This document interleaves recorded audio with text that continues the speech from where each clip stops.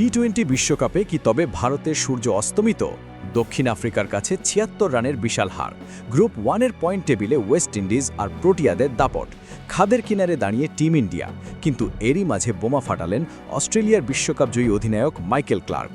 তার দাবি, ভারত শুধু সেমিফাইনাল নয়, খেলবে টুর্নামেন্টের ফাইনালও। সুপার 8-এর সমীকরণ এখন ভারতের জন্য পাহাড় সমকঠিন। সামনে জিম্বাবুয়ে আর শক্তিশালী ওয়েস্ট ইন্ডিজ। সেমিফাইনালের টিকিট পেতে হলে এই দুই ম্যাচেই শুধু জিতলে হবে না, তাকিয়ে থাকতে হবে রান রেট আর অন্য দলের জয় পরাজয়ের দিকে। কিন্তু ক্লার্ক কেন এত আত্মবিশ্বাসী? মাইকেল ক্লার্কের মতে এই ভারতীয় দলকে এখনই বাতিলের খাতায় ফেলা হবে মস্ত বড় ভুল। তিনি মনে করেন, টি-20 ফরম্যাটে ভারত এখনও বিশ্বের সেরা দল। বিশেষ করে নিজেদের চেনা কন্ডিশনে তাদের রুখে দেওয়া যে কোনো দলের জন্যই কঠিন। দক্ষিণ আফ্রিকার কাছে হারকে ক্লার্ক একটি ওয়েক আপ কল হিসেবে দেখছেন।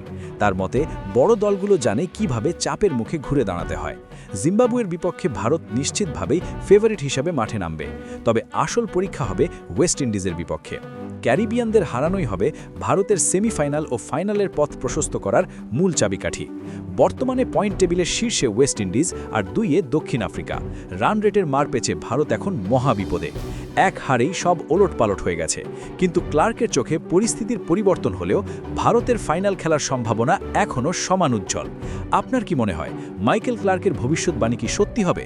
ভারত কি পারবে সব সমীকরণ পাল্টে দিয়ে ফাইনালে জায়গা করে নিতে? আপনার মতামত আমাদের কমেন্ট করে জানান।